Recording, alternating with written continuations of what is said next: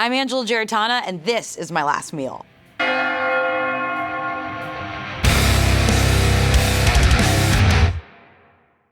Every person has exactly two things in common. We all gotta eat and we're all gonna die. Today's guest is an actor, writer, comedian, and podcast host who you might recognize from Smosh, Star Kid, and Artists on Artists on Artists on Artists. But long before she graced your screen, she graced the stage playing Babe, the murderous younger sister in a site-specific production of Crimes of the Heart. That's the fact you got. Angela Giarratana, welcome to the show. Oh my God. Angela, how did you fund this particular play? Oh. As college plays, it's hard to get funding. God, this is so cool because I've watched the show so many times and the last fact is always the deepest cut. Okay, the funding for that college production of Crimes of the Heart that we did in someone's kitchen, wow. I knew you'd do this and I wasn't prepared. We stole food from the UCLA dining hall. Solid. And sold it for a discounted rate at the other side of campus. How did you steal the food? Because I also was at those dining halls and they were pretty strict about it. Yeah, so those dining halls, yes, you know the UCLA. Oh yeah. You can't bring in any bags because they don't want you to bad take actors steal food, not bad. Stage bad actors? I'm saying bad. No, you're a good actor. I'm saying bad. Did we get that? Bad apples, like bad. No. Did we get that? You're an incredible actor. We'll get to that later. No, bad apples steal from the dining halls. And each one of those dining hall swipes is a certain amount of dollars. Yeah. And I remember, so full story is, there was, at the other side of campus, they had these PB&J sandwiches, and for some reason, everyone would get those, and they would go, and they would sell out, and we were like, oh my God, the PB&J is on the other side of campus, because it was just such a basic, simple snack. And we realized that those were going for $10 on the other side of campus, versus in the mornings, we were waking up at the dining hall, and we noticed they had everything to make a PB&J. Yeah. So then you have to walk in with no bags, and you can only walk out with a piece of fruit. And so we would put Ziploc bags in our bras, and we would then go into the dining hall, make the PB&Js, put them. You'd be surprised. Shut up! Angela, you would be surprised. I should have known! People don't notice when you just have Ziploc PB&Js. That's all I have. To be clear, stuck to me. That's everyone, it's warm and slightly damp from my body heat. It was like on your abs. You were putting it in your bra. Selling it was like $5. This is free. Enjoy. Cheers. This is my last meal. I know I'm not Hillary Duff or David Letterman, but why? I'm a YouTuber and I get this. We got you some warm sink water too. This is it. Also, do you know Letterman? Could you get him on? Oh, I thought he was on the show. No, we haven't had him on yet. It might have been J.K. Simmons I saw. He looks similar. My bad. I'm not promoting a Marvel movie. I'm just here. And we're very grateful that you are. Thank you so much for having me, Josh. I'm a big fan of you, big fan of the show. Hey, cheers. Big fan of your wife. I'm a big fan of my wife, too. I wish she was here right now. You can call her up. You have had many close personal friends on this show. Uh-huh. Have they said anything about me? I asked Vic, Michaelis, and Courtney. What'd they say? Courtney Miller. Courtney Miller was like, pace yourself. And then Vic was like, you'll be fine. I was nervous. I wasn't nervous, but I was like, any hot tips for what I should pick? And Vic was like, you'll be fine. And I was like, I wasn't nervous. You didn't. That's so Vic. Yeah, very Vic. And then Courtney was just like, do you have any shoots after planned? And I was like, yes. She was like, okay, just pace yourself, because you'll drink with Josh. Yeah, and that is going to happen. I think you and I have the same instinct around alcohol too, which is to What drink is that? it. To drink it. Yeah, to make it gone from the cup inside our bodies. That's my favorite thing to do. And I think that's an instinct with alcohol. Yeah. But you're like a social drinker. That's why I think we're. Because I don't drink alone. Do you drink alone? No, never. Okay. Literally never. And you can say it off camera if you do drink alone. No. I made myself one drink alone to watch the World Cup final match because I was rooting for Argentina, so I made a Fernet Coca, and I did it, and Julia got worried. She was like, no, is this the slip into? And I was like, no, this is a cultural experience. Yeah. And I drank half it, and I was like, ew, yucky, alcohol's gross. This is so fun. Also, the last thing I did with you were in my ear for some shoot, and you were telling me how to cook. Oh, that's crazy. Yeah, you really embarrassed me in front of some of the world's best chefs. That was crazy. That was nuts. I blame the Try Guys for that one. But every little tangent you had, I didn't like because we had a mission. But now I'm excited for your tangents. This is a show of tangents. Have you thought about your last meal before? I've thought about it in the way I've thought about your YouTube show. I've not thought about a lot, often, mostly on the toilet. Sure. Yeah. Or clips. And I'm like, sure. what would mine be? Yeah. There's my best friend Jeremy doing it. What would mine be? And then now, in terms of what I would want to eat before I die, I have thought about I have thought about it in the context of my grandma. She's bedridden, and she eats the worst food I've ever smelled in my life. My brother's here, he can attest to that.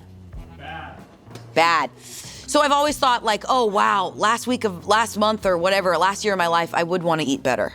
Yeah. Is she eating such bad food because she's like in hospice care, or she's in? Yeah. Yeah. But it's also you just can't chew a lot. I went through a very similar thing with my grandmother, and she died at 101. Whoa. And so we were actually, I think it was maybe Neil deGrasse Tyson, and he said like, if things go according to plan, you would hope that your last meal is something tremendously soft that you can barely swallow because you've lived such a long life. Wow. And I was like, and you're just slipping away. Yeah. No pain. Yeah. Yeah. And I was like, nope, clam chowder, Neil. That's what we ate. Yeah. Yeah, no, I haven't really thought about it until now. I'm excited to get into it. I'm so stoked! How often do you think about death? Not a lot.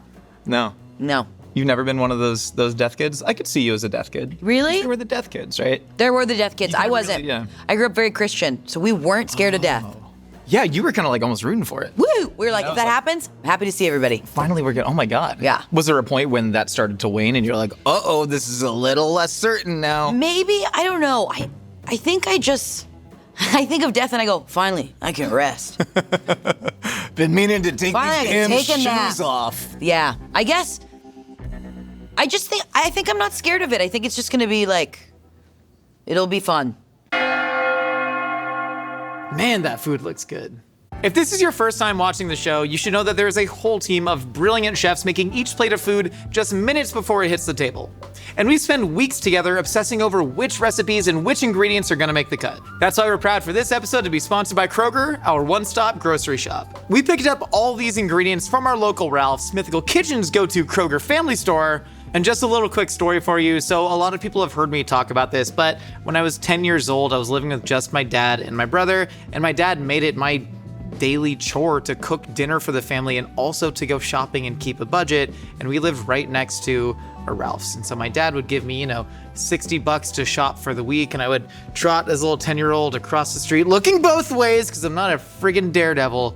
But I have all these very quintessential memories of being a kid and feeling like I was sort of coming of age and being an adult, shopping, going up to the butcher counter at Ralph's and asking him what the different cuts were, and the butcher like taking time out of his day to actually explain all this to me. So I've had such a long, probably 25 years now shopping at Ralph's, and it means so much to me. And so that's why I'm so excited to be partnering with Kroger for last meals here in Mythical Kitchen. And I'm so proud that you all are watching this video. Truly, thank you so much to the Mythical Kitcheneers for making the most delicious foods. And thank you to Kroger for being the sponsor of today's episode and our one-stop grocery shop. Make Kroger your one-stop grocery shop and make a meal for someone you care about. That's what life's about, truly. All right, let's get back to some of those childhood traumas, huh? Oh my God, okay. Okay. Oh my God. This is like I've seen on the show where the plates just literally appear. And for the viewer at home, I don't see the plates, I just see the people. Yeah. And they're hiding the They plates. turn their backs. We were thinking about putting them in like kind of Dementor robes, though. I think that'd be sweet. Should we do like that? Death Should we do Dementor Eaters? robes? Yeah. Like, this is crazy because in the show, when I was watching it, it was like, it does look like they just pop in. And look at you guys. Okay, I'm gonna shut up. Okay.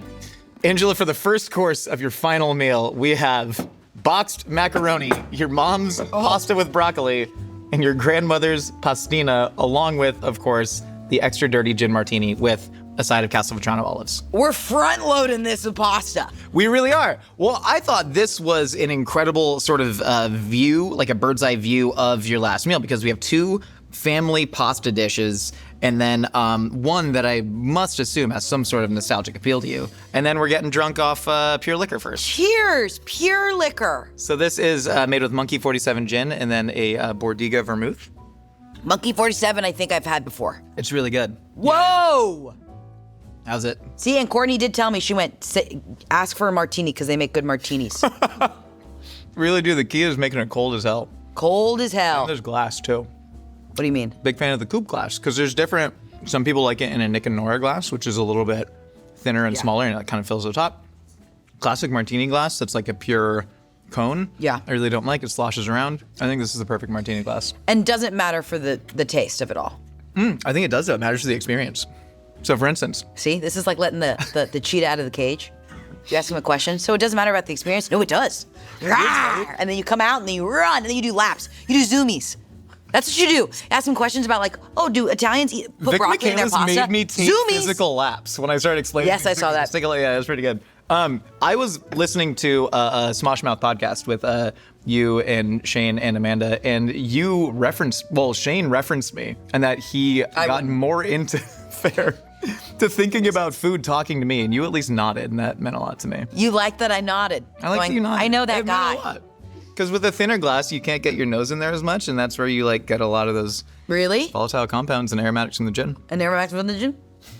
Angela, why you got a martini on your last meal? It's a newer thing. For me, I think I grew up thinking they were disgusting. Carrie Bradshaw would drink them, and I was like, that's gross. And now, I don't know. So, okay, question for you. Do you know if taste buds change? Yes, very much so. How often? I don't think there's like a... Okay, but I no think cycle? there's something about 7 years, right? Every 7 years, Yeah. all the cells in your body different. But no, when you're a kid, sweeter tastes sweeter and better. Bitter tastes more bitter and worse. Oh, I think as okay. you get older, your taste buds kind of dull, but also it's not all just about taste. It's also about like, you now probably have good memories of you sitting at a bar, feeling very adult, drinking a martini, as it gives you the social lubricant that you need to, maybe have a good time with somebody that you might not. And I just copy and paste and put that on the taste of the martini, is what you're saying. Yeah. I think I started drinking martinis at the end of my 20s when I was still very paycheck to paycheck. And I realized this is just going to be one and done if you're going out with friends. Yeah. I think that's how it started, which is pretty sad. Did you know it's not sad? Like all of this is just kind of like a tool. It's to feel comfort. It's to, get you to a mental place where you need to be. I think the term self-medication has been used by my doctor and me in regards to alcohol. Your doctor or your doctor? I haven't seen her credentials. I don't know. She could just Believe be women. She's a doctor. That's a fair point. To be clear, if she was a man, I would have done the same bit if she was a man. I would have done the same bit. And one, I have only had female I do support women. You've only had female doctors? Cool, Josh. I know, This is about and me. I don't... Just ask questions about me. It's not a binary. Angela, I'm kidding. tell me about the box mac and cheese. My girl doctor. Oh my God, I didn't say girl doctor. That's a good bit. It sounded like it was like she doctor. Okay, I'll tell you. Okay, so we're getting into it. I don't know what it is, but the taste of this mac and cheese isn't that good to me. Okay? He does pasta with a spoon. I'll do that. Thank you, sir. Thank you, sir. No problem. Isn't that good to me? But I don't know what having a bowl of mac and cheese is doing to my brain. Specifically that mac literally- and cheese, because that is a very unique food. Yeah, this literally makes me feel calm. Whoa. It's not good though. It hardly tastes like macaroni, hardly tastes like cheese, but it's a very specific taste that kind of like exists nowhere else in space and time. But this is truly so soothing to me. No matter where I am, if I'm like in a hurricane and I had a bowl of this, I'd feel better. Are all of these kind of comfort in a bowl in different eras or iterations of your life? This one I don't know why. And we're starting off hot, you guys. I feel like a dish we comes have out and I to- go, I don't know why. We have to do like some regression therapy though to figure out why. I know. I do. What's your earliest memory of eating mac and cheese? Well, these ones we can go back. Oh, well, let's You know go what here I'm and then saying? see It's if we can loop back around. This I have to figure out. I don't know what it is. Yeah. But this is crazy though. This is pastina. So we got the stars. I literally texted you 2 hours ago saying stars or balls. Wait, And we got stars because I think the stars eat more like a risotto. So this is Basically a risotto. basically, yeah, but little bitty bumps of pasta. Wait, this is crazy because there is nothing like it. Okay, if I'm sick, I'm dying. This and a thing of Sprite, healed. And when I was growing up, my grandmother would make this all the time for me. It was like when me and my brother were alone with her. It wasn't a dish she would bring out. Like this isn't like a Christmas thing. This isn't like this was like you're spending the night at grandma's for some reason because mom and dad are having a date night. And she just made you a bowl of milk. And hers was always like milk. Oh, she made the milky pastina. And I couldn't find a recipe or get her to, my grandma can't speak anymore. Like this. And I was she like, can't speak, she's better, but she's still doing the Italian. isn't she do that? Yeah. And But this taste, I don't know what it is. It's a food for babies. And then I looked it up, and it's Italian penicillin is what they call it, right? Yeah, this is the Italian, especially childhood comfort food. Like everything you are describing about the way that your grandma would feed this is, from my understanding, like goes back decades and decades, like in Italy. Like this isn't even too garlicky. She would give me a bowl of it, and it was a lot of milk. Like it's crazy when you're a kid, no one tells you like, have all the milk you want. I mean, I guess they do. Oh, that was almost the only messaging I got as a kid. I guess you're right. Yeah, drink all your milk. the milk possible, and the higher your milk count is, the higher your general health is going to be. Yeah, but that's 100% what they're telling you, especially boys. But for some, Why'd you roll your eyes when you said especially boys in regards to milk? Because why were boys told to have milk more than girls? Just something to think about. Strength. Because they said that was a positive masculine attribute, was to be big and strong, and they likely did not give that same messaging to women, that being big and strong is a good attribute. You guys do refills at last meals? We actually do. We really do. Guys, another one. I'm kidding. I just like, no, you're right. Hunter-gatherers. To be clear, I'm not saying that's right. I'm saying that's what you're saying, and doctors should be men. No, I'm saying I'm more comfortable with men. No, that's not what I'm saying. I'm kidding. Angela, you've been on Mythical Kitchen before. We did a show called First Meals. Yes! Where it was 18 minutes of you and I eating Costco hot dogs in my Nissan. Can I tell you something? I think all hot dogs are mid. Cheers. That was so much fun. And in that 18-minute episode, you said some of the most vulnerable, heartbreaking, beautiful sentences I've ever heard in my life. So I think now that we are on the show where we do the deep dives, do you mind if we go back and revisit all of the things that you said? Yes, but that's when I honestly... This episode can be about me, but I also want it to be about Josh. Because that's when I realized I knew you were a big deal and you would come on Smosh a lot. I'm a big deal. You're a big deal. Ask your doctor. You're a big deal. I know you're a big deal, but that's when I realized it's much more like interviewing is an invisible art. Like really good interviewing. You shouldn't be able to see. It should just be like, oh, that conversation was really great. And you don't know why. And it's because you're not pushing and you don't push. All of a sudden, I was sitting in your car and suddenly talking about like, I think I need to laugh because I need to love myself and I don't have an inherent ability to love myself. So I need to make other people laugh or something like that. And we had just had a bite of a hot dog. And the windows are closed, so it smells like hot dog. And there's a whole like video village going, we can't hear you. And they are sweating because we're on a 108-degree blacktop in Burbank. And I was like, that's why Josh is doing what he's doing. It's not just because he's like so smart at food, but he's like, you're so good at just going like, so why do you think that? And why do you think that? I do appreciate that. The funny thing about that shoot for me is that First Meals was like, we were experimenting with stuff. We're like, what if we, I don't know, did kind of like a lighter version? We didn't like get so deep on people. And it's like, aha, fun. What are your firsts?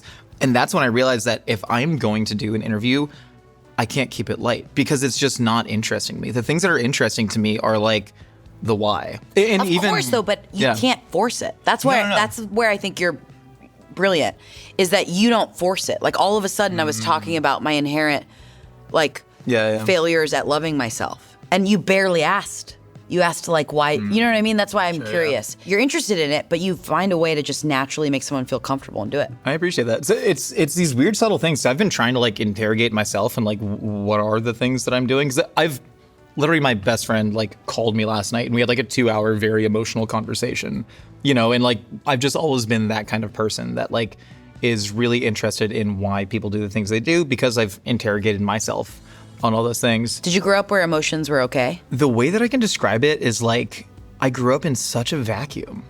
Vacuum of what? I was just like alone all the time. And so like, I didn't have You're an only child? No, I had a brother, but like, you know, tense relationship, mom, schizophrenic. And so that was like, okay, can't trust that. And then lived with my single dad by the time I was 10 on, and he was just working like 4 jobs constantly and then kind of trying to like marry random political refugees. We'll get into that in a later episode. And so, but I was just like alone for a long time. And so I was kind of like, well, if you're going to figure out the world, you got to kind of go back and forth inside your own head. And so I think I just came up with a lot of my own weird life philosophies. Yeah. You know what I mean? You walk towards emotion and you're like, let's talk about it. Not all this. When I was younger, and a lot of it came down to gender. And Yeah. especially when you're in this kind of vacuum, you are taking everything from like media and social cues. That's what I was gonna say. Is like the same Yeah. voice that was telling you to drink your milk isn't the voice that's telling you it's okay to cry. Absolutely not. No, and so I bottled that down basically until it didn't work anymore. And I was like, I think this is bad for your health. And that was probably sometime in college. And Yeah. frankly, I thank a lot of like professors that I had. I remember I took like a feminist studies class at UCSB when I was like 19. He's and I just was saying like, that because of the doctor shit. I know, and I support women. I think women should Here have we the go. right to be doctors. We're back. We were having a Women great are allowed to be convo, doctors? and now he's taking it back. Well, or at least nurse. Not A lot of great nurse feminist practitioners, lectures. Nurse practitioners. No, I'm kidding. But no, I like. I feel like that really kind of opened my mind in a lot of ways. Yeah. And then tried to be Sorry, more keep going. forthcoming with my emotions. You've talked about growing up in. That was crazy that I spilled the martini. And I'm spilling pastina everywhere. What are we doing? You said you grew up in a big emotional Italian household.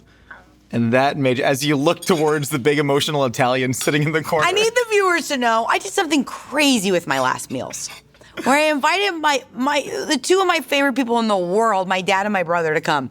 So that's why I'm like, Yeah, don't look at them. Look at me. Don't look at them. is what I said okay? Because I love them so much and I want their approval always. But emotions in my household were very accepted and loved, and I actually think. And then I went to theater school, and then it really just put the nail on the coffin, where it was like you can feel anything, and feelings are always okay. And then you grow up and you're like, no. What do you mean, no? I think yes. I say lean into that. I know, but it is a hindrance. Like hindrance. That's the word. Yes, thank you. Yeah. You guys. Oh, yeah. Wait. Oh my God, it's like almost exact. Holy shit. Shit.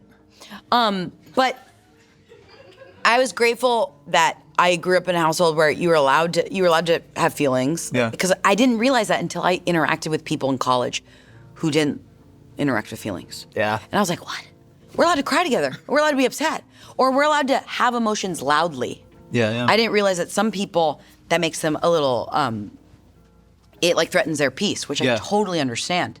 When I asked you in my Nissan while we were eating hot dogs about the first time you made someone laugh, instead you chose to tell me about the first time you remember not making your mom laugh because instead she was watching your brother play with a stick.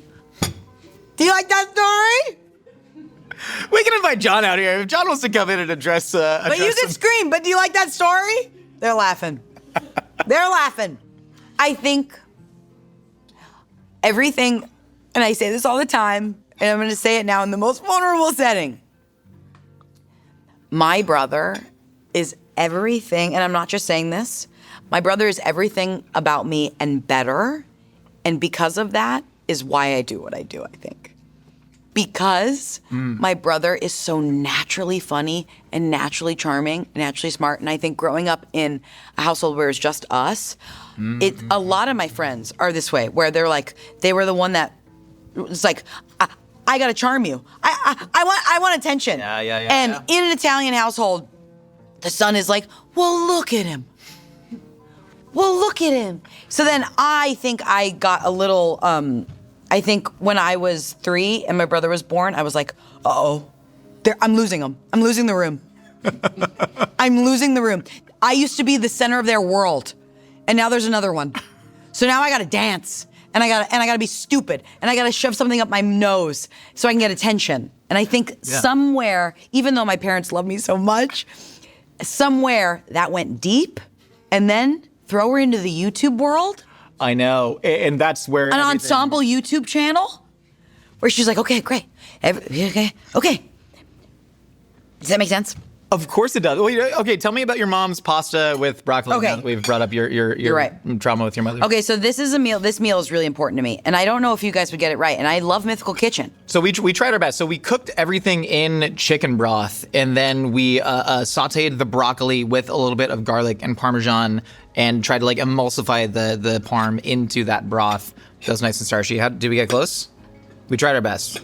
You were lovely enough to send us a recipe. We're close, guys. Well, this is almost it. But I want to talk to you about this, Josh, because Please.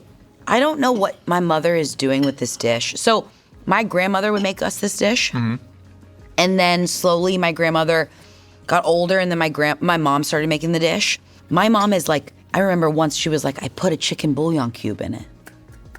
That's how you do it. And you put it in the pasta water. That's how you make things taste good. But when my mother says this to me, it's like she cured cancer. She goes, no one knows this.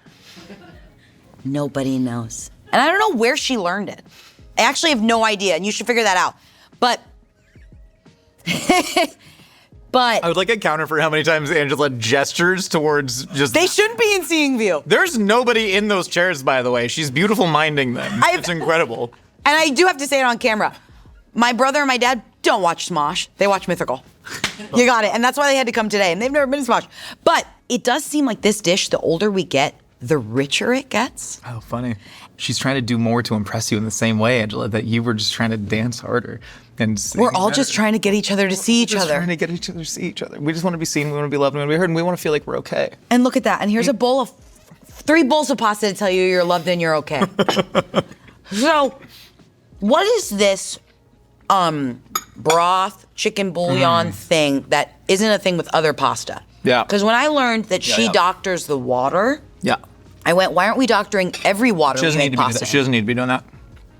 If she just put the let chicken him out. bouillon, Let the cheat out of the Deb, can I call you Deb? Yeah. What you're gonna do is you're just gonna add the chicken bouillon cube later to the actual sauce later, because that's what you're talking about is MSG. She's adding MSG to the pasta.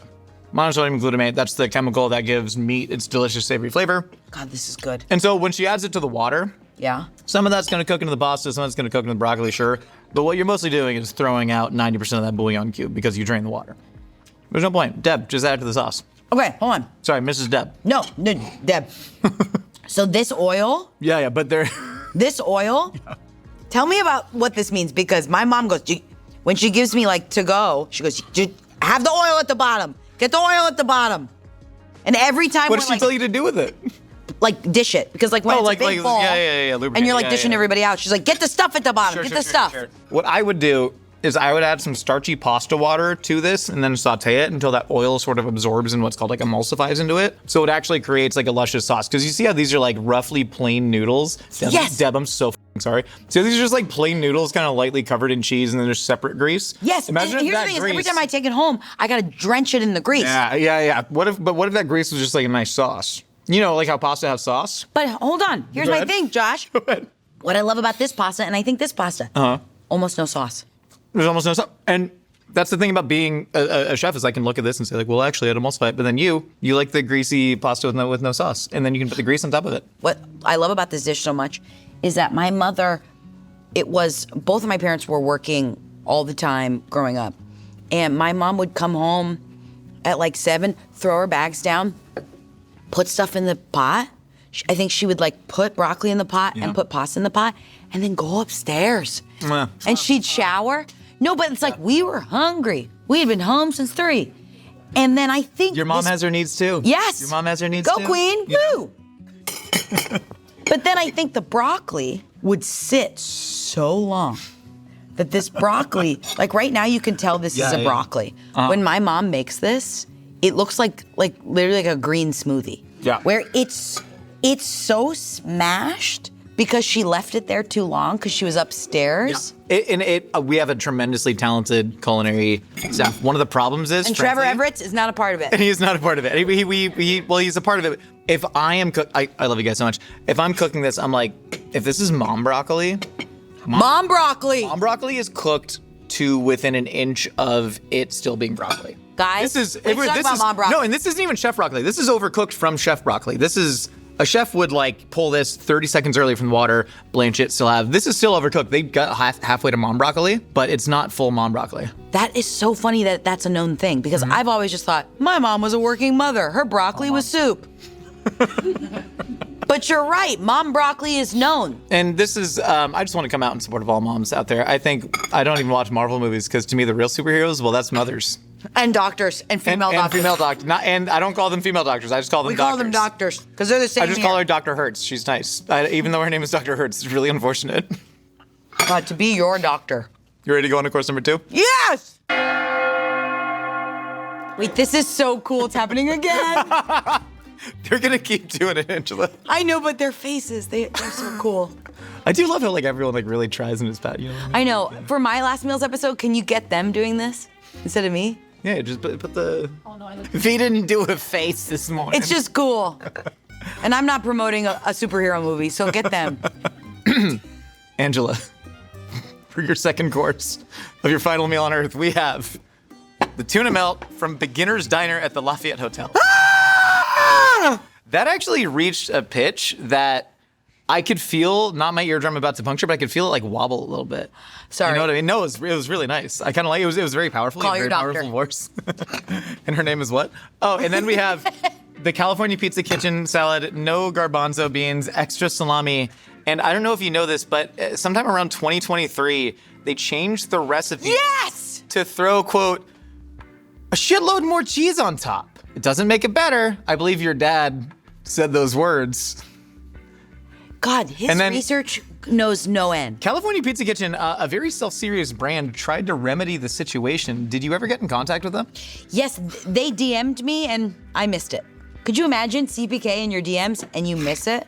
What was their fix? To take the cheese off? Like, what are they talking about? No, because they had changed something else too. I don't remember. But this is crazy. Yeah. This is the tuna melt from the Lafayette Hotel, and the Beginner's Diner is what it's called. This is cool.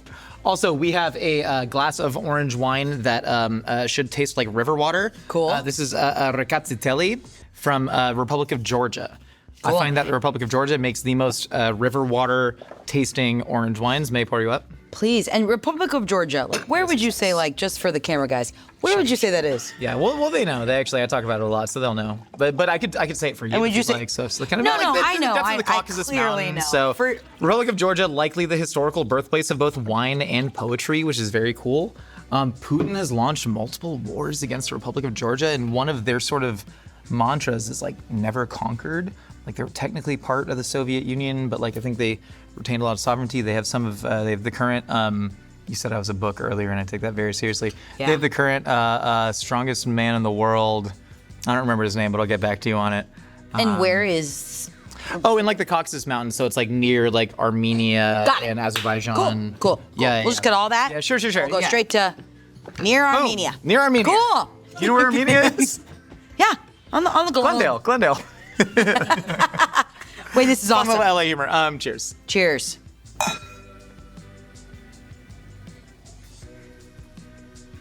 That tastes like river water. It really does. It is not what many would call pleasant.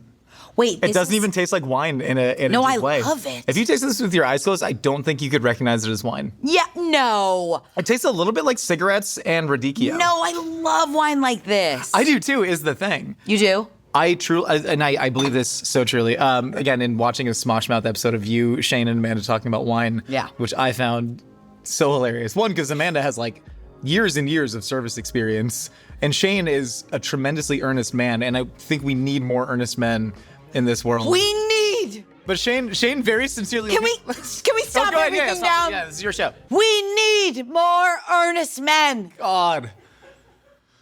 Please, if you will clip anything, it's that we need more earnest men. Anyway, keep going. No, we do. And then for Shane to earnestly look in the camera and go, I've been really into Sancerre lately, it made my heart flutter in a way that I can't even describe. It was so wonderful. What I love about Shane is he went, I'm going to do it.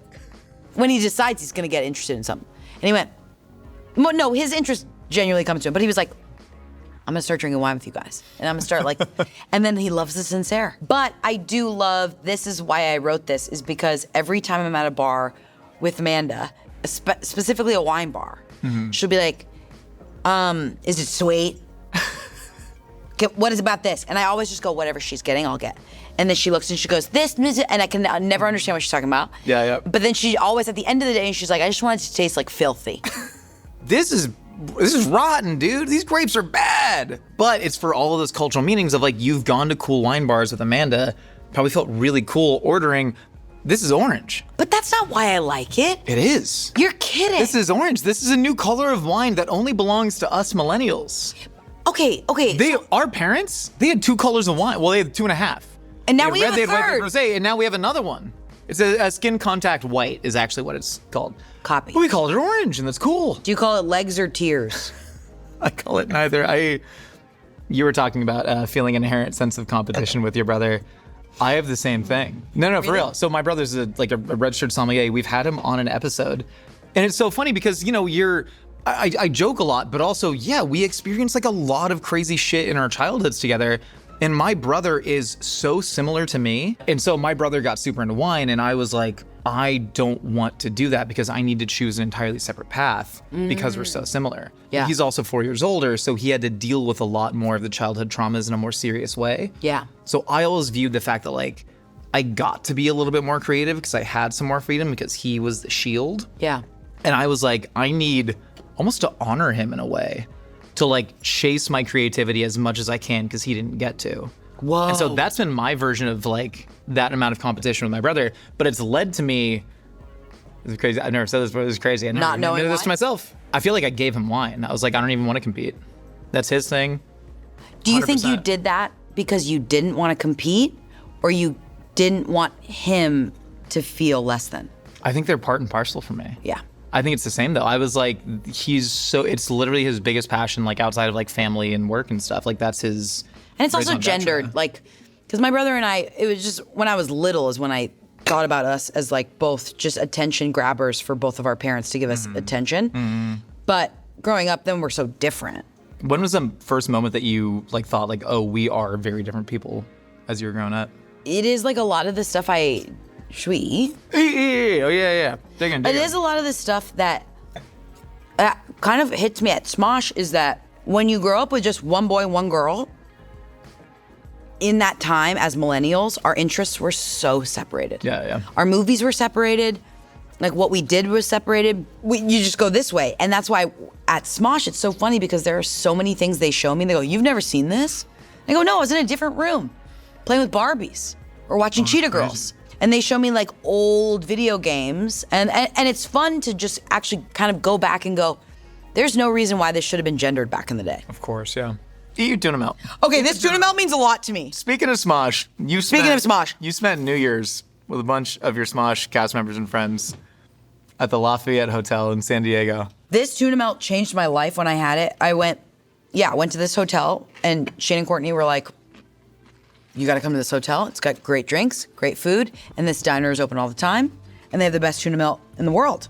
And then I had it, and it did change my life, but it was like one of those memories where you're like, wow, I'm so grateful. I really know that it doesn't happen to people often that your coworkers turn into your best friends. That New Year's Eve trip, I was like, wow, no one's rolling on this. This isn't for content. We're trying things. There was a moment when we were playing Flip 7. We were playing a game that we play on our channel constantly. And we were playing it just for fun. And I was like, doing that and then eating these and drinking together. I went, oh my God, it's real. And it made like the little theater kid in me that didn't understand YouTube when I first started, like jump, which is like what I love about good art is that it's truthful and it's real. And that makes it difficult sometimes. 100%. But what I love about, it's just everybody that I work with at Smosh, it's all real. One of the things when we were talking to my niece on eating pizza within the hot dog stink is I asked you about your first kiss. And you talked about how it was during a play and the person who you were supposed to kiss was gargling Gatorade. It's disgusting. And spit it out right before. And you said, I knew he thought I was disgusting and hated me. Then very casually you go, it turns out he was in love with me. And I made the claim that, Angela, it seems like a lot of your life has been people telling you that they're in love with you as you are insisting that they are not. Because it was a theme that would come up. And let's cut. And we can just re-roll. Angela, tell me about Tuna.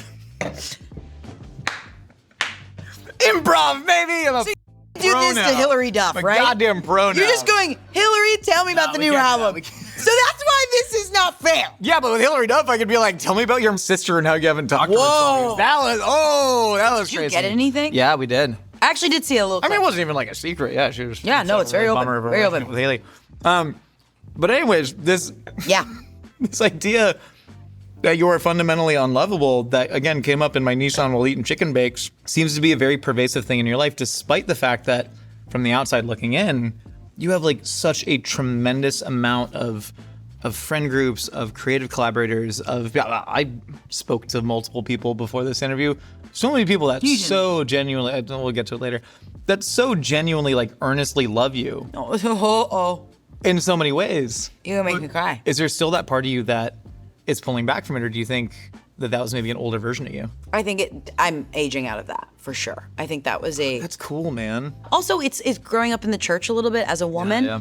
It's being like, oh, my gifts are not my own. You don't love me for me. You love everything else. And I think that's a weird way to grow up, being like, I can't own any confidence, or like I can't act like I'm cool or beautiful or funny. Yeah. And then you grow up and then you do this for a living, and you're like, oh, okay, I can be confident. I can own this, and that doesn't make me unlikable, especially as a woman. Being confident doesn't make you get icked out. But I guess that's just my thoughts.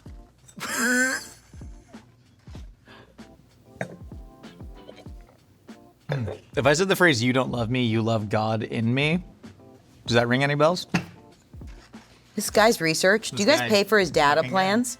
Because no, and I must run be out on so the quickly. internet. I'll tell you what, I don't know how to access, this is true, I don't know how to access the Wi-Fi in here. I've never been on it. It's so confusing. They have, So guys, we have to figure that out, right? Why is it not called like Mythical? It's called like... So guys, come on. Why, like it's... I really can't... Let's get Josh on the Wi-Fi. The 19th of every month, I get a text from T-Mobile that's like, it's like, your data's running out. I think I paid Give me for your extra- phone. Yeah. We're gonna give your phone to somebody. That'd be really nice. I'll unlock it. Guys, it's time to log in. It's time to get Josh on the Wi-Fi. That'd be really nice. How many years have you fed him? You gotta get him on the Wi-Fi, guys. I've been buying like hundreds of dollars worth of ebooks to research for this out of my own pocket. Never expense them. Oh, this has been happening to me lately. Thing?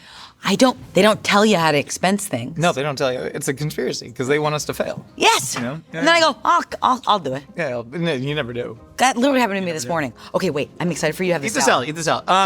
Calvo, tell me about .cpk and what you learned about yourself from inhabiting that character. What? .cpk, tell me what you learned about yourself inhabiting that character. What character is that? .cpk was the heir to the CPK fortune. On an artist? God, you're good. Pay for his data, Mythical. Rat and Link. Imagine how much faster I could research if I wasn't refreshing Bring his phone back. I'm going to call Rat. Go on. I'm going to call Rat and make sure your data just goes straight to his phone plan. Should we do that? No. I'm curious to see, wait, what's the, you didn't put in the password. That's why we're going to Wait, I don't know. You think I didn't know how to click on the Wi-Fi? I knew that, but then the password would come up. We're going to call Rat. Call him. I'd go to one person, and I'd go, what's the... God damn it. God, this salad's good. It might as well be a charcuterie board. You can't even find the lettuce. Yeah, well, you did ask for extra I'm going to give him a salami. heads up. I'm going to go. And then I will say, you did say no On garbanzo camera beans. calling you. Yeah, sure.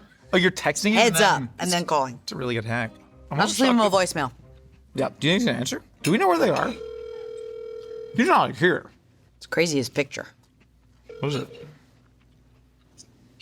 Hello. Holy f***, he answered. Hi, Rhett. This is crazy. It's Angela Giarratana. I'm here on Last Meals. Yes. Mm-hmm. Yes? Mm-hmm. Let me get you near my mic. It's good to hear you. What are you currently eating? Oh, man. I'm going to town on a weird salad. I want to talk to you about this. Josh. Okay. Josh Well, has... no, it's a weird salad, but it's something that you wanted to eat. Yeah.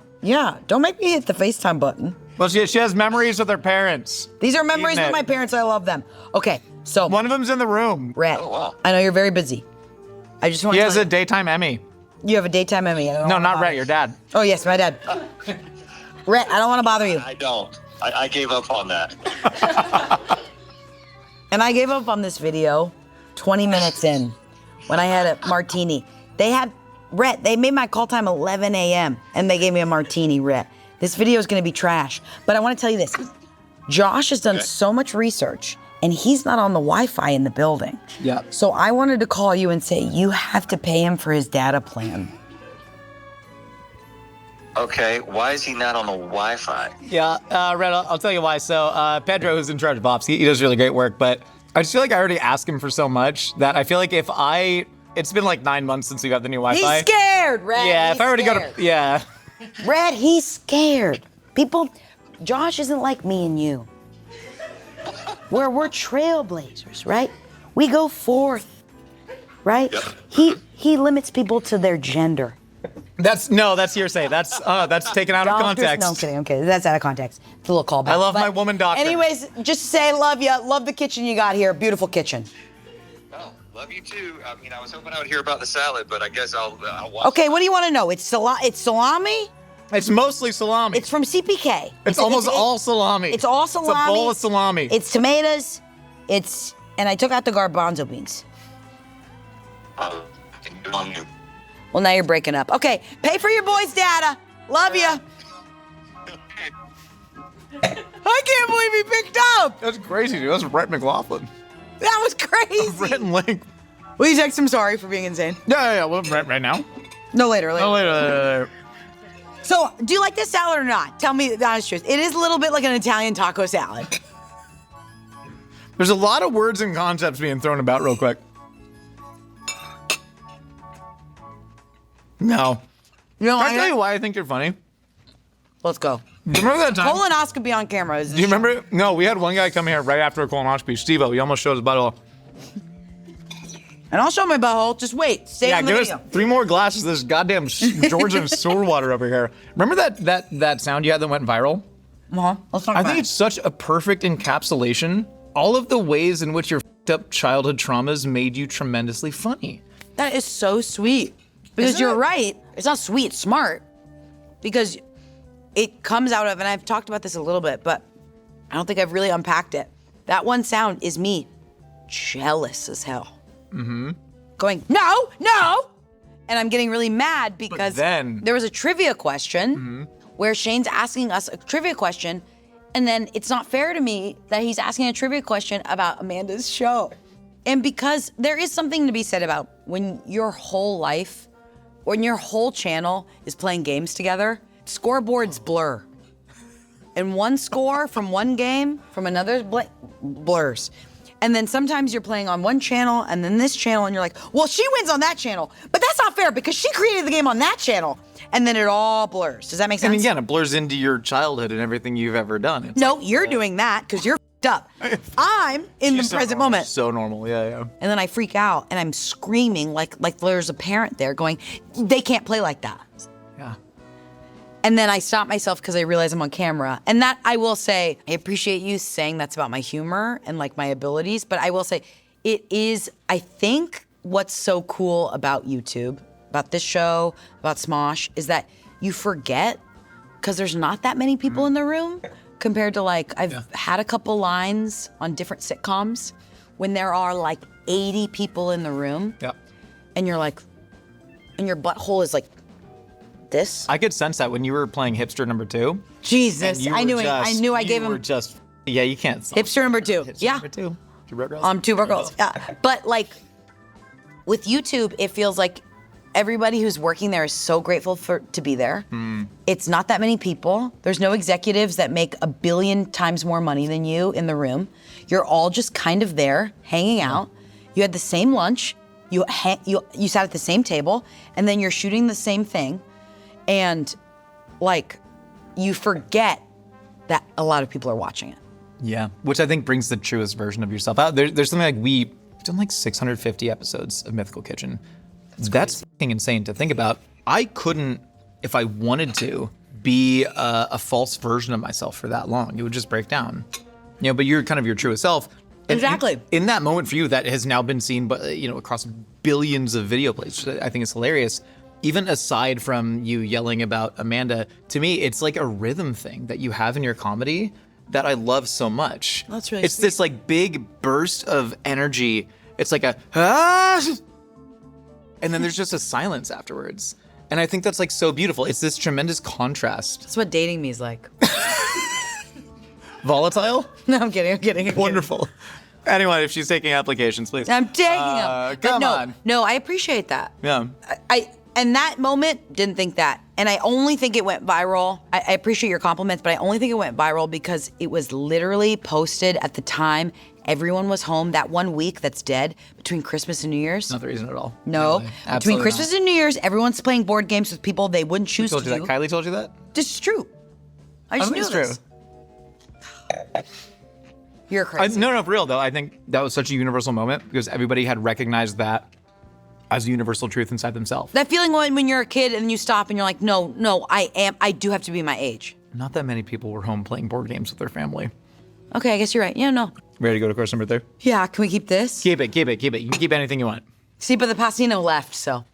Oh my God, someone bring her. She has abandonment issues, God damn it. Didn't you hear anything she said? Angela, they're back. They're back, I love them. Angela, Wait, what are their names? This is Tony, this is Ash, this is V, this is Colby. Yeah, Well, they're Tony, very Ash, talented. Via Colby. And they have prepared the third course of your final meal on Earth. We have the cafe con leche, and we have the roast pork. Oh! Rice and beans on the side from La Carreta in Miami, Florida. And I, despite the research that I do, I have no idea what your connection to this dish is. You don't understand why me, a girl that was raised in LA, An Italian from the Valley? would love this Cuban dish? No. And thank you, crew, for keeping this around. Yeah, we did. Just to make me feel better. Yeah. My mom's dad, my grandpa, as one would say, he moved from New York when he was younger and moved to Miami because for some reason there was real estate. I don't know what the story is. He followed his brother. Oh, okay. Because they were jealous of each other. Brothers and jealousy. And he went to Miami, and then ever since then, all my mom's family has lived in LA. Grown up in Miami, and my mom grew up in Miami, and now still a lot of them still live in Miami. So growing up, my parents were the black sheep. So they were the ones that like moved to LA, and all of their people were in Miami. So then when I was born, they started every like Christmas, everything, we would just go there. So I'm used to going to Miami for every single Christmas, every single summer. And then every time we'd go to Miami, La Carreta was in the airport, or right when we would land, we would drive to a different La Carreta. And it's my favorite food in the world. Cuban food is so good. We cooked this from scratch. We thought about going to Versailles. They're solid, but Because Versailles is another Cuban place in LA that I'm obsessed with. they're really great. They're kind of a chain, so we want to do this from scratch. So we marinated a pork shoulder in naranja agria, which is a sour orange juice that's native to Cuba. You guys crushed it. Because it tastes just like them. I think what I go back to all the time, and this is embarrassing to say on camera, and I'm just gonna act like I'm hanging out with you. It's always sauce-based stuff. It's just sauce and stuff together. It's never like, I'm never like, oh, I love meat. But like, to me, this tastes just like the pasta and broccoli, where it's a good sauce with a starch. I believe this so very firmly. Like the sauce is the food. Meat is for animals, sauce. Yeah. Sauce maketh man. I put a little bit of Celsius Sauce in my maketh wine. woman. And sauce maketh woman. Sauce You know make anything look, about me? you guys, he's doing something insane. He's putting the Celsius in the wine. Can we bring this to my brother so I can share that one with you? Is that possible? Yeah. Because I know he's dying. Yeah. He's dying. And I'm full. But I don't know what it is, but like, because I'm also not a meat. You've seen all these dishes. I'm Go not. back to the thing that you just did. The thing where you had a full plate of food in front of you, Well, I'm and full. you said, "I want to give." Well, I give it to my brother. Because I could tell, because when we cut, he was like, I'm dying for that tuna melt. You also are a person who is sitting here and who has, and we can share. Yeah. So I fully agree with you. Yeah, right. One of the things that you did also tell me was that you are somebody who often puts the needs of others over the needs of yourself. And I know you were a caretaker for both your grandmother and your uncle. And I think it was like, the way I was raised was like, which has positives, but also negatives. And I think it was a church thing and also just like a culture thing that like a lot of women are their best when they're taking care of other people or when you're selfless. Humility in like Christian culture is like a massive thing. And I think there is something beautiful about like caring about other people before yourself. Yeah, of course. But then at the end of the day, I don't think that's a way to live. I think it's really interesting the way that we assign positive attributes on a gendered basis, right? Because like, I don't know, if you take the gender out of it, any positive attribute of masculinity or femininity, to me, is just a positive attribute for any person. To be selfless, incredible. There's a reason we like the nuns, right? They're doing good good Yeah. things and not think about themselves. I think that's like a We very like positive- the nuns. We like the nuns. We like the We like nuns. the nuns. We love the nuns. We love matcha nuns. We like- in the app. Deep cut. Let's go. He's pay for his data. Pay for my you guys, goddamn when I'm data. freaking out and I'm screaming every time he says something, it's because he said a deep cut that we don't have time to get into. Wild. Is there any gendered attribute that you think is only good for one gender and not just good for all of humanity? Whoa. To be protective, to be strong, to be humble, these are just good things that when combined in the right places make like a damn good human. Yes, but I think separating them and what I was told Yeah. more than I think what probably you were told, a combo of both would be so great. Yeah. No, I was told to go out there and be a leader and be a maverick and have a devil may care attitude and break shit, and that was rewarded. Yeah. But then also, I actually don't wish I wasn't raised that way also, because I love the parts of me that care about other people in the room. I went to a potluck, or it wasn't a potluck, it was like a friend hang. And everyone was like, oh, let's all bring a dish.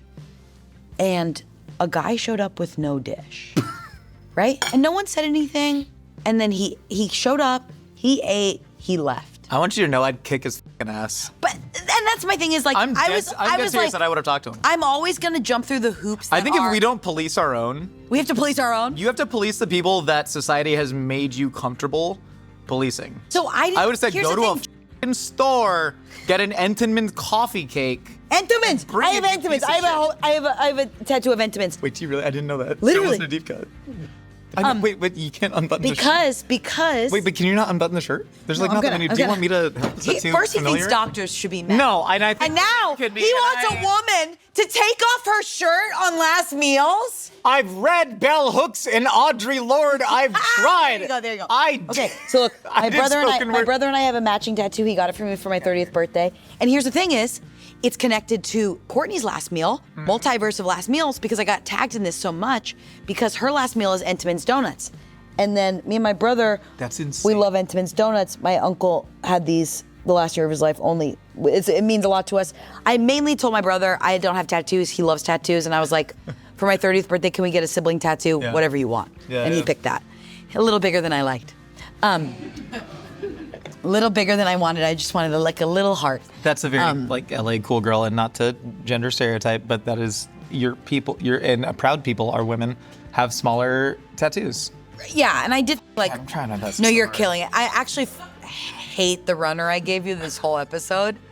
I know it is tough. It's a tough battle to sort of like trek through. But if know? you weren't I feel- strong, I didn't think you could take it. God gives her to her. God gives her toughest battles. And if you cut for it her all biggest out- milk drinking boys. If you cut it all out, I'll make a post about it. You tried to get Hank Green, YouTube science man, to scientifically diagnose why you may or may not be talented, which I found it's like such a tremendously Angela and Hank interaction. You know, if you I ask was him, like, and then Hank's like, Hank well, there's a Green, difference the between talent Hank Green's talking to me. Let's get it on camera. Him kind of diagnosing me to be cool.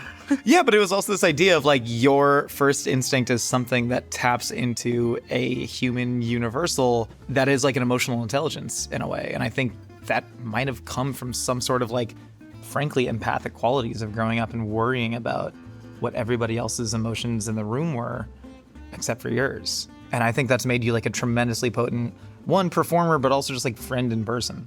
I appreciate that. Thank you. I think it's like, I'm grateful for it because I'm ultra, Courtney told me this, I'm ultra vigilant. In terms of just like, And you there, what are you doing? I lost you. Yeah, Uh-oh. yeah. There's like one Smosh video where it was like one of my first Smosh videos with Anthony when he came back. Had no clue who he was.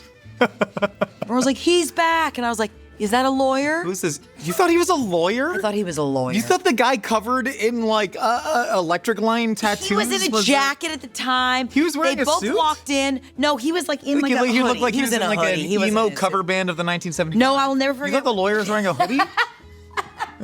No, it was like I was still like a year in and they had bought it back and I was like, I had no idea. I had mixed up, it took me forever. I had mixed up Noah and Ian for like half a year and then I had finally been like, okay, that's this guy and that's this guy. And then they were both, I remember I came in late to the big meeting that was like, don't be late to the big meeting. and I'm late to the big meeting, and I see these two people walking, and I was like, those are lawyers. I don't know why I thought they were lawyers. And because I think they were both just dressed really well. And He was in a hoodie. Smosh and Mythical were all, no, but he was just like in all black, and he looks real. Do you think lawyers wear an all black hoodie suit? If you're a lawyer in a hoodie, show yourself in the comments. Anthony is maybe the least lawyer-looking person I've ever seen in my life. I think at the time of this announcement, I think he like buttoned up. Sure. Yeah. Because then they showed up and they were like, we got it back. And I went, the company? Who are you? No clue. Angela, for the fourth course of your last meal, we have the Silverlake Ramen, the Chai chicken rice from Joy in Highland Park. And then Silverlake Ramen. Oh, the Silverlake Ramen. Oh, Did I say that? so I'm just helping you. I feel like I said that. Sorry, guys. Did I say that? Did I say that? Am I crazy? No, you're perfect. This is my favorite. Tell me about the Chai chicken rice, because this... This is my, like, I'm sad, get this meal. Oh, interesting. Like, the box mac and cheese is like I wouldn't say on camera, but I did because I'm doing this because, Sure. But then this is like, oh, if I had to say like what my sad meal is, it's this chicken and rice. Like, what makes you happier than chicken and rice? I'll tell you what, though, this is interesting because there's no sauce. And that's Wait. kind of... You're so right. That's kind of the thing that I miss from this, because I get this like a lot. Like I eat this a lot, but And there's no this sauce. is like my Tuesday lunch meal. I think I feel like their rice is never that dry. But you're right. It's not the driest meal, but it's not the wettest meal, and I gravitate towards very wet foods. Yeah, same. Ah. Whoa. And that's the mythical minute. difference. We all, what is it? She Hold knows on, her ready? catchphrase. She knows her Ready? catchphrase. One glass of wine and one martini in. We all live and we have one meal and we gotta die. Is that it? That's we misprinted a couple T-shirts like that. We all gotta drink. Oh, it really and does we're say all that. gonna die. Well, this is because it's a cup, so it says we all got to drink and we're all What's gonna die. What's the saying? It's we all got to eat and we're all gonna die. Well, so you can. The first part is here. Ready? And then will you put this in the beginning of the episode? We all gotta drink and we all gotta die. First line's there. Yeah. We all gotta eat and we all gotta die. No, we're all gonna die. Sorry. So for a couple episodes, it was, I said we all got to eat and we all got to die, but then Because I have some swag that says that. Well, no. It's we all got to eat and we're all gonna die. We all got, okay. Victoria Justice. And now what is it? Took like a picture wearing the hat at Coachella. Cool, dude. I don't know. That was kind of a big moment for our merch team. I just What thought has that was that to kind do of a with big this moment. episode? Brian Baumgartner, he posted our merch team works really hard. Yeah. And I'm gonna so- check my phone while you do that. Yeah, so no, that's actually probably a good productive thing to do. So Brian Baumgartner, he Kevin from The Office, he's done a lot of other dramatic roles as well. But he's the chili, why say many word when you know Brian Baumgartner, Kevin from The Office. Cool. And just get to what we're talking about. So he's a big barbecue guy, and came on the podcast. We had a lovely chat, talked about different regional barbecue styles, and of course, we gave him a salt well because he loves to cook, and he made a TikTok of him making a brisket, and he used our salt well, and it got 15 million views, and I was very proud of Whoa! because he didn't need to do that, and it's a well-made salt well, and he used it because it's a good product, I guess. Tell me about this ramen. I love Silverlake Ramen. Okay, so I do this thing, and I've talked about it. I will be at a party or an event at in LA, because I am like you, I'm a social drinker, but I'm not like I wouldn't, like if my friends are gone, I'm not gonna be there, right? Yeah. I'm not one to hang out at the bar by myself. I'm not like a journal at the bar, read at the bar kind of girl. So sometimes I'm like, I have to leave, and I cannot get myself to leave. I have an early call time or I have something to do tomorrow, and all my friends are here. So then I'll usually Postmate something to my house, Oh, like an hour before. then you have to race it. Or I'm just like, I can't leave it outside my door for that long. Yeah. So it like makes it's I'm kind of faking a husband. And it's a lasagna outside my door. You know? I didn't realize how sad what I was saying was, and then I said it and I went, that's so sad. Let's go back to that faking the husband. No, I mean eat. Yeah, But I do want to address the faking the husband claim, because that was the Sure. maybe the No, greatest shit ever. I'm You making know what's a funny, joke though? about it, but I know, no, and you're really good at jokes. It's one of the things that I love most about you. You're also really that. good at being sincere, which I also like. So like the whole structure of this episode in my head, I was like, I want to like address all of the crazy shit she said in first meals in like each round.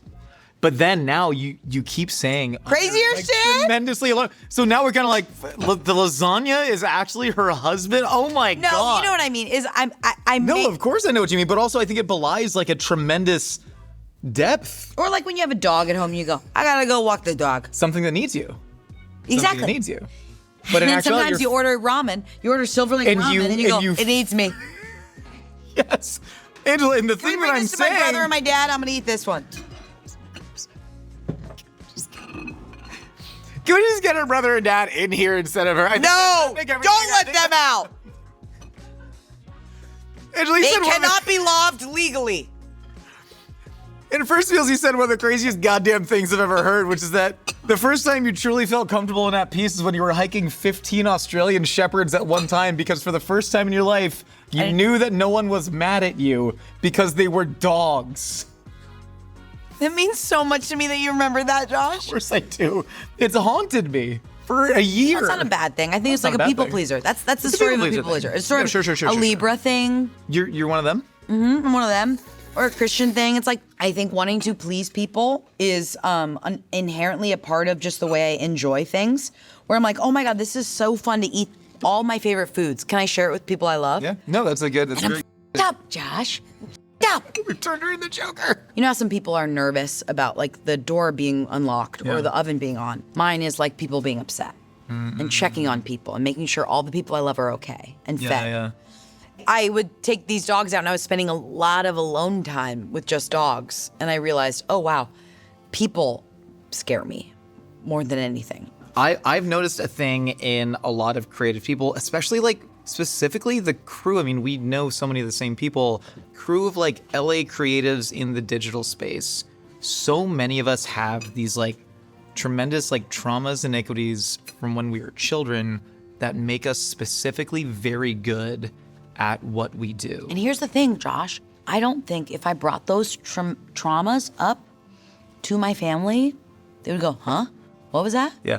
That's why almost sometimes I think it's like a worldly thing that just happened to me to make me. But it's the creating of the worlds inside your head, right? Yeah. That make you .cpk, the heir to the CPK fortune. Yes, and that's what makes you go, it's hard to hate the specifics of like the way you grew up because they made you go here. There was a year of my life in which I was like living with my grandma and my uncle, and it was during the pandemic. My parents were out of town. And then I made a lot of art based off of that year that I'm comfortable releasing. Sure. But because of that, I think sometimes I'm like, oh, I forget that the things I don't share from the internet are smaller and the things I do are massive. Yeah. Not to take anything away from my uncle, but it was like, it is a beautiful thing that I've like wanted to share with the world that then has taken off much bigger than, like, my uncle was my dad's brother that we were raised around, and like we'd see him like a couple times a month, like not that often. And then my grandma was slowing down, my grandpa died, and then he moved in with us, and then I was also like, I had nothing going on.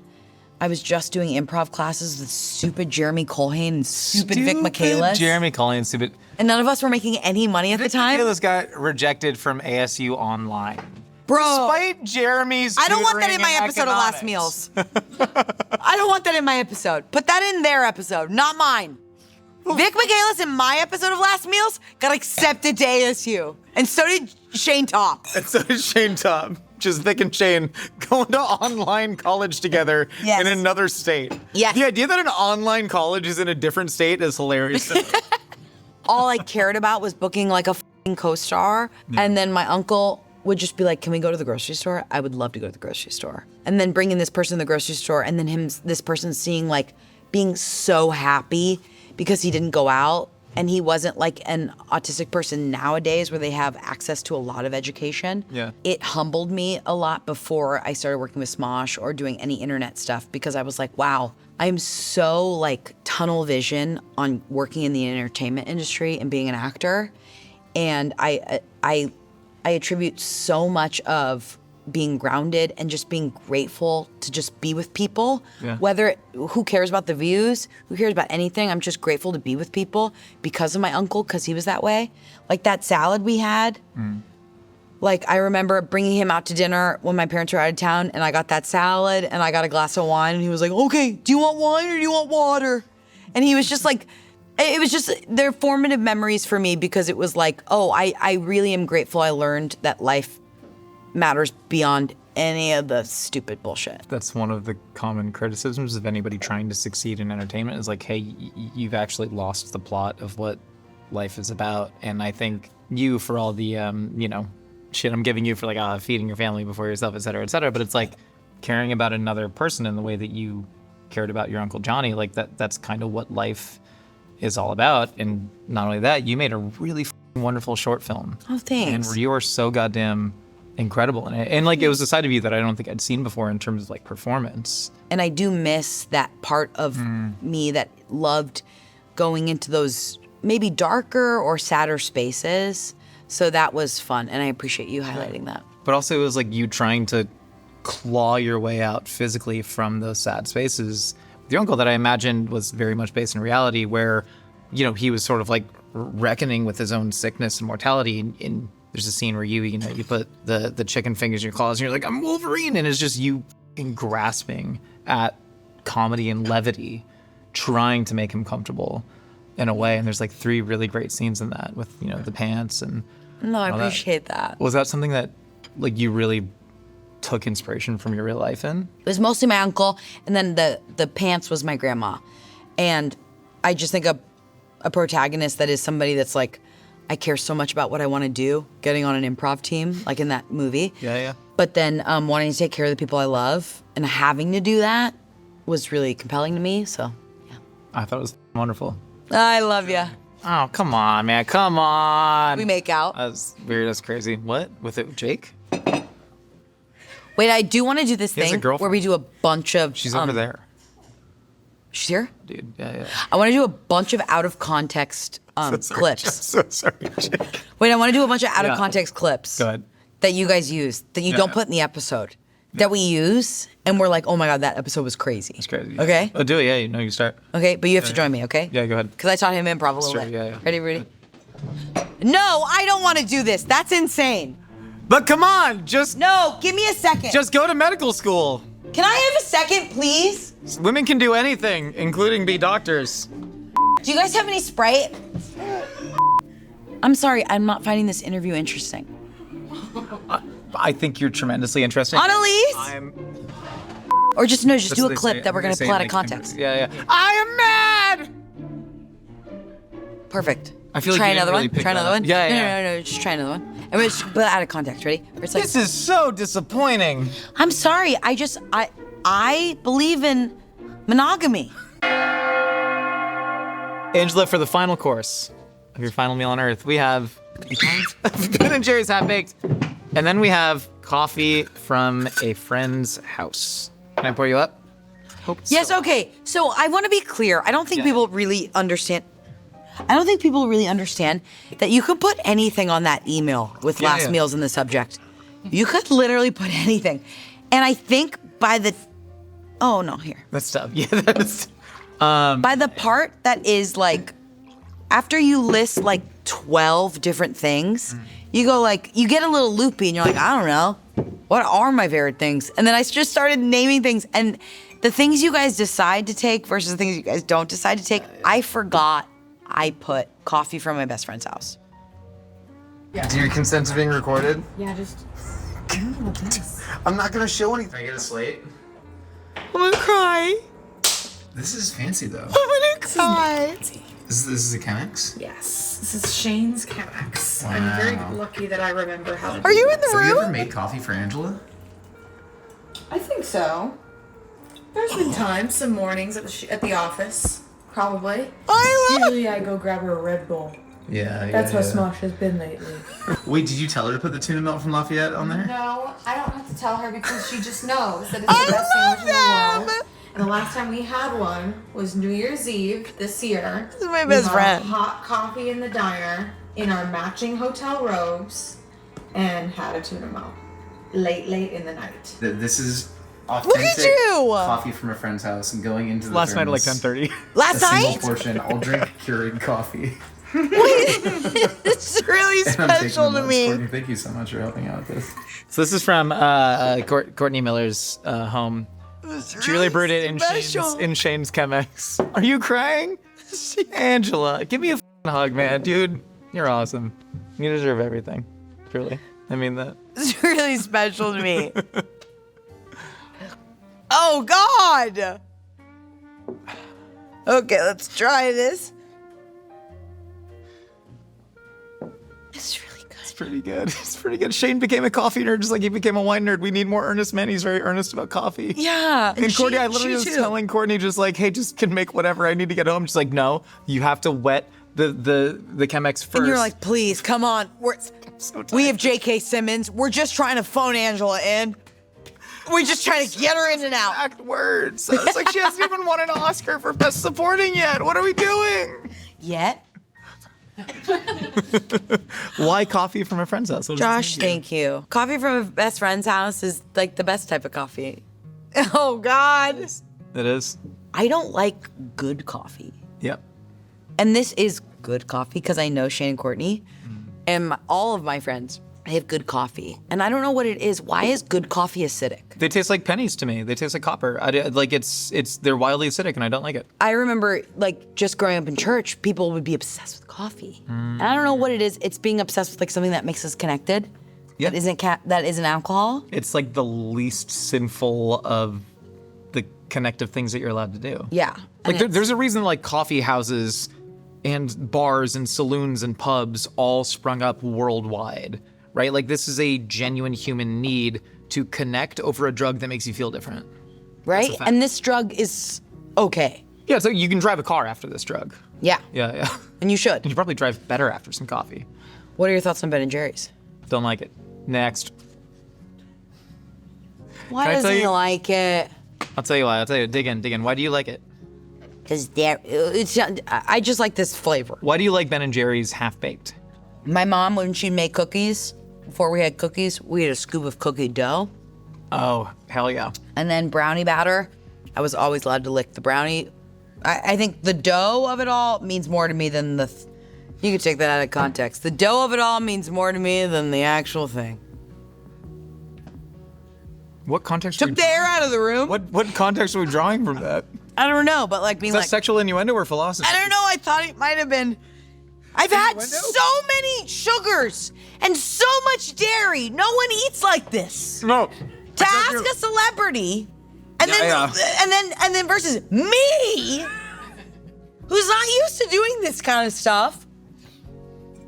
I said the same thing to Courtney when Courtney was just like, thank you so much for letting me be your charity case. And I was like, no, I insist, like, the fact that we've been talking for years about how, like, you know, the idea of A-list and traditional and digital, all this shit is breaking down. It doesn't matter. Like, you are more famous currently than Jessica Alba.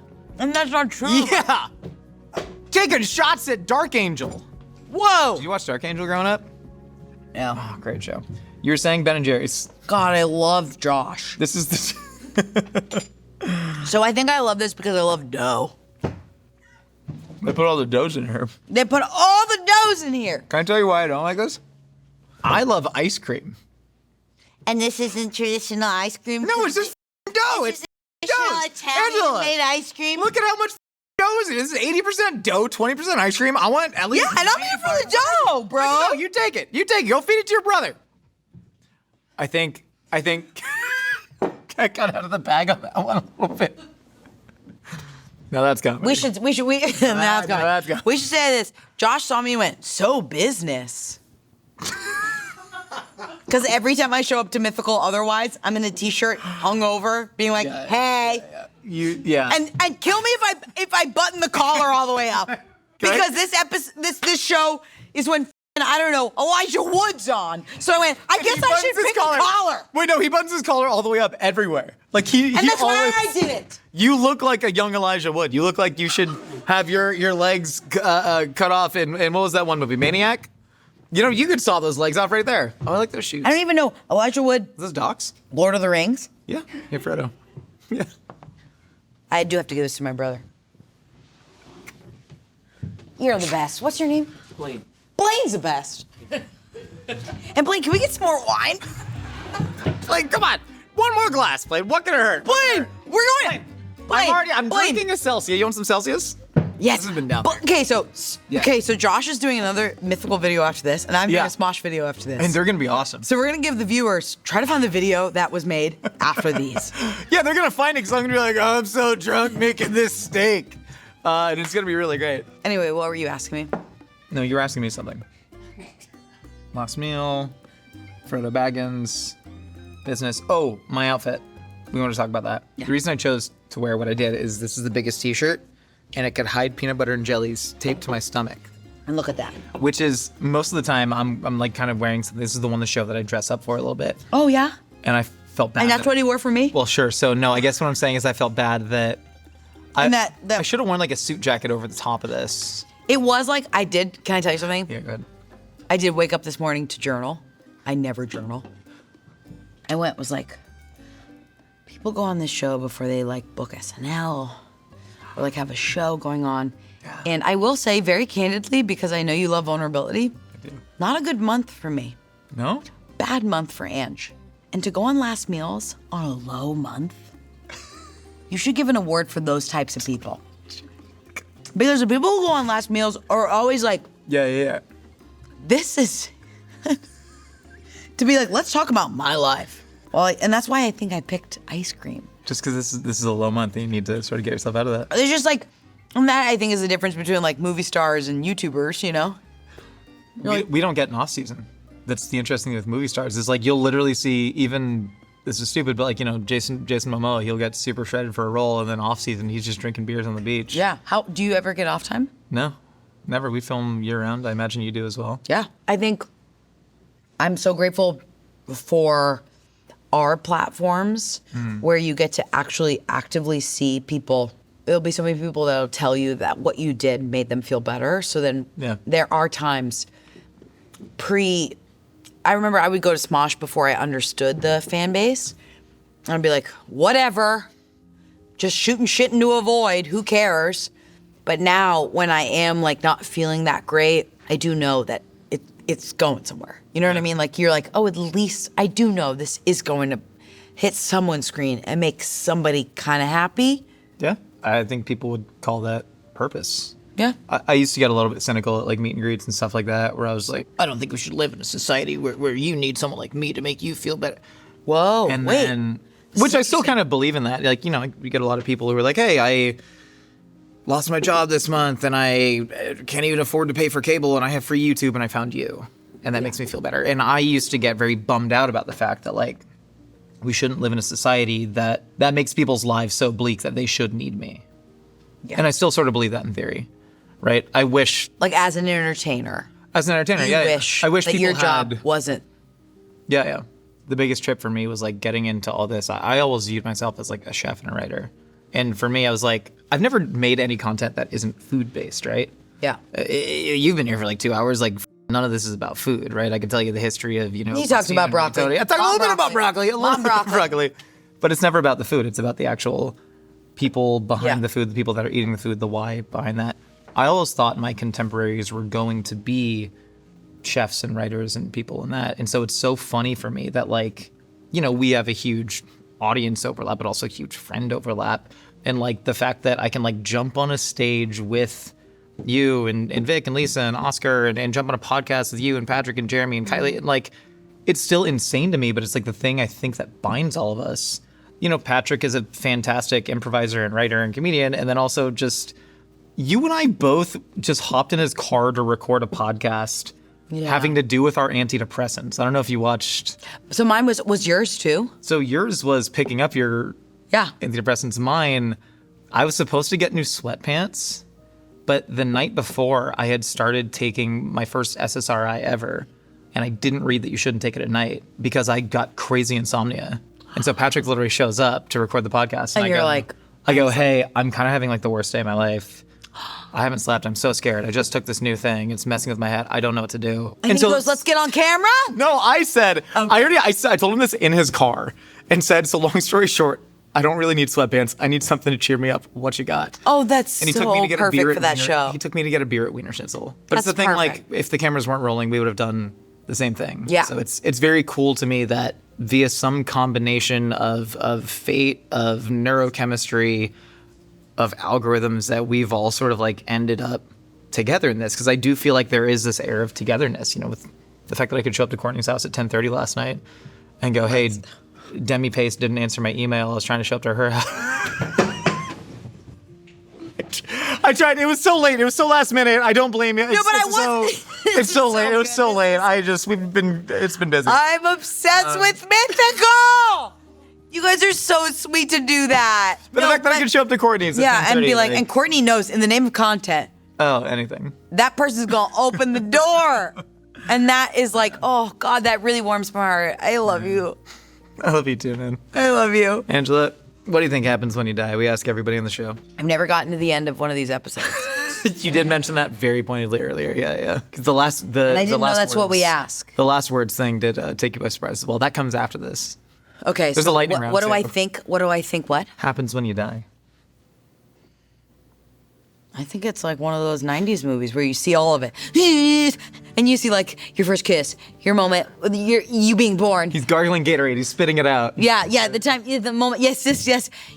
You stealing from a store when you were like, not allowed to. You're never allowed to. I've never stolen from a store. I'm just making things up in like a movie. Like I'm thinking I about stole a like, cap gun once. I'm thinking about it just like that version where you're just seeing everything and it's like Space Mountain when you're on the ride, Space Mountain, and it's like fish. That's what I think. You think so? Yeah. And then after? I think it's an intentional conversation with somebody like Josh and a lot of cameras and nobody to talk to besides Josh. And they go, how do you feel? Like this. I think it's like this. You think death is just an eternity of talk, and that is No, I think the moment after death, Oh, somebody God. going like this. A sort of- You feel good? I'm kind of an intake guy this, in yeah. death, and then I sort of sort you into. Yeah, Yeah, you should watch the movie Eternity. I won't. It's kind of like that. Oh, Angela, you ready to get into the lightning round? Yes. Who's the one person, dead or alive, you'd want to share your actual last meal with? Princess Diana. Oh, God, she'd be so good. Do you I want want to know the secrets. What song do you want to be played at your funeral? Oh my god. Waving through a window from Dear Evan Hansen. Movie version or Musical. stage? OBC. Original Broadway cast. Who's someone you've always dreamed of improvising with? Hold on 1 second. Julie Andrews. Who's your dream eulogizer at your funeral? Vic Michaelis. Oh my God, Vic would crush it. Because they would roast me to filth. Well, try to actually imagine Vic as a eulogizer. And be like, Pretty good. sorry I'm late. What's your Mount Rushmore of comedy influences? Next. No. What's your Okay. Julia Louis-Dreyfus. Amanda Leigh Canto, Courtney Miller. I think that's 5. Anyways. There's 5. Well, do you want to cut one of the Julia Louis-Dreyfus or Your doctor. My doctor. Oh my God, she's so good. No, my last one was so much funnier. She was another woman. What are you talking about? He had 2 female doctors. Thank you so much. What's your biggest fear? All of the people who hate me the most hanging out in a room, drinking and eating together. Who's the one person that hates you the most? My best friend at church growing up, her sibling hated me for no reason. That's crazy. No reason. I think the guy that nobody asked me, but I think the guy that hates me the most, it's this guy that would comment. Hold on. Go ahead. Who's There's a guy that would just comment. the person that hates you the most? There was a guy that would comment on every Mythical Kitchen video that would just be like, Josh is a hack, he's obnoxious, who just every single video. And I clicked into his YouTube profile and he had been making vape juice review videos for like 4 years, every week. And not one of them had more than 50 views. And so I like understood it. I was like, 50's pretty good. but it's not bad. But like For vape juice. For vape juice, the market's capped. But this person had been trying to get their YouTube off the ground for years and years and years, putting their soul, and he took it very seriously. I And then watched this he review of Megan. went after you. Because he must have seen a version of success in me that he felt he was robbed of, and he must have felt that he was more deserving than I was. And I just felt so tremendously sad for this person. We got to wrap this up. Are you happy? Yeah. Am I happy? Yes. Finally, Angela, what do you want your last words to be? You can deliver them to that camera right there. This is how we end every episode. We ask people that, and I kind of do it in that. Okay, wait, can I ask you? Yeah. Okay, can I ask you? Can you do it and I'll voice it? What do you mean I do it and you voice it? Like you do it and I'll go. Oh, okay, yeah. But hide him, hide Okay, him. give me, Ready? count me in. Ready? 3, Okay. 2, 1. There are a few times in life where we can really prove who we are as people. And when you are confronted with one of those times in life, know that you have the power to step up. Any amount of stepping back from that challenge would be an abdication to your God, to your country, and to football. Go Cowboys. And that's Angela That's me. Everyone check her out in Avengers Doomsday. Wait, what are you promoting? Guys, I'm in Avengers Doomsday. I'm in White Lotus season 15. I'm in everything on your screen, but mostly just Smosh. Love you guys. Love you, Rat. Love you, Link. Follow @Mythical Kitchen for more last meals moments and be the first to know who our next guest is going to be.